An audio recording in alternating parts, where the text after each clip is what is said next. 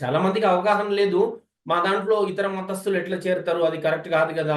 అట్లయితే తిరుపతి దేవస్థానంలో కూడా నాన్ హిందూస్ ఉండాలి. ఇతరత్ర వేరే దాంట్లో కూడా హిందువులకు సంబంధించిన ధార్మిక సంస్థల్లో కూడా అన్య మతస్థులు ఉండే అవకాశం ఉంది. అట్లా మీరు యాక్సెప్ట్ చేస్తారా అని చెప్పి కొంతమంది అడుగుతూ ఉన్నారు. అయితే నేను వారికి కూడా సూచన చెప్తా. ఇప్పుడు నిజంగా ఒక విషయం అనుకున్నామండి. ఒక క్రిస్టియన్ సంస్థకు సంబంధించిన ఒక ట్రస్ట్ ఉంది.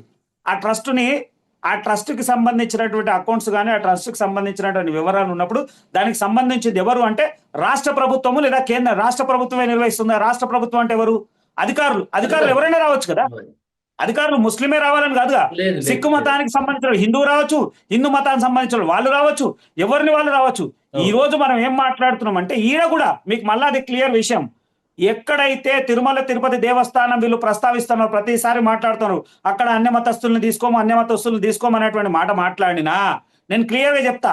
ఇలా హిందూ దేవాలయాలకు హిందువులకు సంబంధించినటువంటి కోట్లాది విలువైనటువంటి ఆస్తులు, భూములు, వాళ్ళకి సంబంధించినటువంటి సంపద అంతా ప్రభుత్వం తీసుకుంటుంది.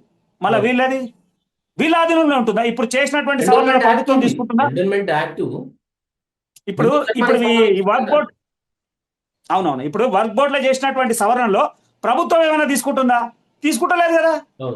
వాళ్ళ అభివృద్ధి కోసమే, మైనార్టీల యొక్క అభివృద్ధి కోసమే వాళ్ళ భూముల్ని, వాళ్ళ వ్యవస్థని కాపాడడానికి, రక్షించడానికి ఇచ్చేస్తుంది తప్ప ఇంకెక్కడ లేదు.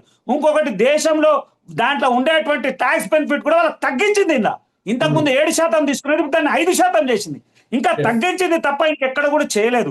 నిజంగా కూడా 100% పూర్తి అవగాహనతోని ఎవరైనా ఉన్నారనుకోండి, వాళ్ళకి తెలిస్తే పూర్తి తెలుస్తుంది. చాలా మందికి తెలియని విషయం ఏంటంటే, ఎవరు వ్యతిరేకిస్తున్నారంటే రాజకీయ పప్పం గడుపుకోవడానికి, మతాన్ని అడ్డం పెట్టుకొని రాజకీయం చేయాలనుకుంటే వ్యక్తులే తప్ప ఎవరన్నా ఒక్కరన్నా ముస్లిం ఇంటెలెక్చువల్ బయటకు వచ్చిండా? ముస్లిం ఐఏఎస్ ఆఫీసర్ ఎవరైనా బయటకు వచ్చిండా? ముస్లిం సంబంధించిన మైనార్టీకి సంబంధించినటువంటి ఎవరైనా వచ్చి బయటకు వచ్చింది తప్పు అని మాట్లాడుతురా? ఎవరు మాట్లాడుతున్నారు అంటే రాజకీయ లబ్ధి కోసము లేదా మతపరమైనటువంటి విషయాల్ని జోక్యం చేసుకునే వ్యక్తులే మాట్లాడుతున్నారు. బోర్డులో ఎవరు ఉంటారండి? ఖచ్చితంగా ఎమ్మెల్యే ఉన్నాడు. అరే నీకు బోర్డులో ఒక ఎమ్మెల్యే ఉంటాడు, ఒక ఎంపీ ఉంటాడు, ఒక ఐఏఎస్ ఆఫీసర్ ఉంటాడు. వాళ్ళ వర్క్ బోర్డులో కూడా వాడు వర్క్ బోర్డులో ఎవరు పెట్టుకోవడం లేదుగా, ప్రభుత్వమే నిర్వహిస్తుంది కదా. మళ్ళా నువ్వు ప్రభుత్వం నిర్వహిస్తుంది, ప్రభుత్వమే ఆమోదపరుస్తుంది. ఒక ఎమ్మెల్యే ఉండాలంటుంది, ఒక ఎంపీ ఉండాలంటుంది, ఒక ఐఏఎస్ ఆఫీసర్ ఉండాలంటుంది, ఒక ఇంటెలెక్చువల్ ఎవరైతే మైనార్టీలో ఉన్నటువంటి ఇంటెలెక్చువల్ ఉండాలంటుంది, ఒక అడ్వకేట్ ఉండాలని అంటుంది. అలాగే తావిద్ అని ఉంటది, ముస్లింలో ఒక తావిద్ అంటారు. ఆయన ఒకటి తావిద్ అంటే అర్థమైంది భూముల్ని రక్షించడానికి ఒక ఎంఆర్ఓ టైప్ అనమాట. అలాంటి వ్యక్తుల్ని ఉండాలంటుంది. అరే వీళ్ళందరూ కూడా మీరే ఉంటున్నారు కదా, ఎక్కడ ఇది అయిపోతా ఉంది, ఎక్కడ కూడా నష్టం జరగదు. ఇంకోటి దానికి తోడు మనం చాలా గమనించాల్సినటువంటి విషయము, ఏదైతే వర్క్ బోర్డులో ఉన్నటువంటి అధికారులు, ఏదైతే బోర్డు ఉందో బోర్డు దీనికి సంరక్షించేటువంటి అధికారులకి కేంద్ర ప్రభుత్వం డబ్బులు చెల్లిస్తుంది, కేంద్ర ప్రభుత్వం జీతం ఇస్తుంది. అరే ఇదెక్కడ దూరం? కేంద్ర ప్రభుత్వం జీతం ఇవ్వాలి. ఈ బోర్డుకు సంబంధించి ఉద్యోగులను ఎవరన్నా తీసుకుంటే బోర్డు నుంచి డబ్బులు ఇవ్వడం కాదు, కేంద్ర ప్రభుత్వమే వాళ్ళకి జీతభత్యాలు ఇస్తుంది. కేంద్ర ప్రభుత్వం వాళ్ళకి జీతభత్యాలు ఇస్తుంది. అరే ఇది ఎక్కడ న్యాయం? తర్వాత వక్ఫ్ బోర్డు ఎక్కడ ఉంది? భారతదేశంలో ఉంది. భారతదేశంలో ఉన్నటువంటి వక్ఫ్ భూములకు భారతదేశ ప్రభుత్వానికి ఏం సంబంధమే లేదా? అది ఇది ఎక్కడ న్యాయం?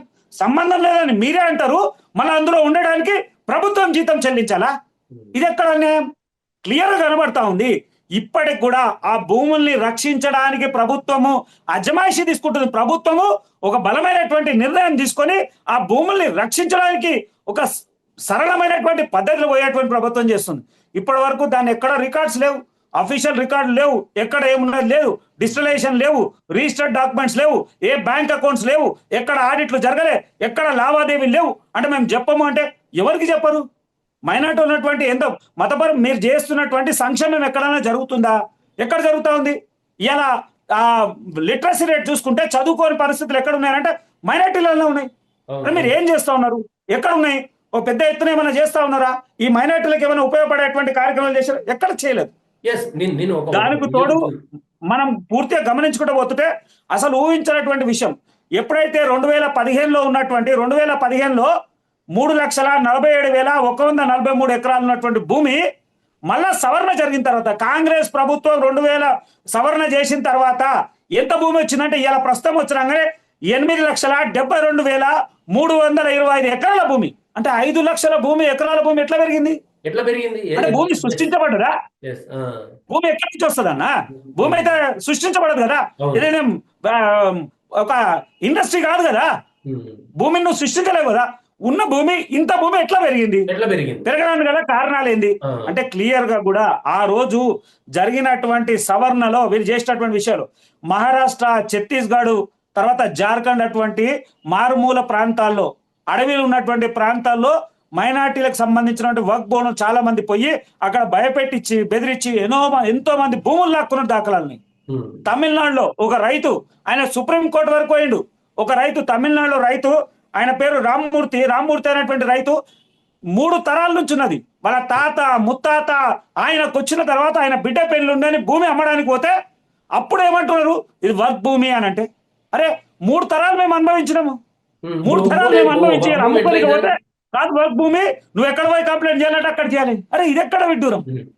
అలాగే తమిళనాడులో ఒక 18 గ్రామాలు మొత్తం వర్క్ భూమి అంటే కాదు కదా.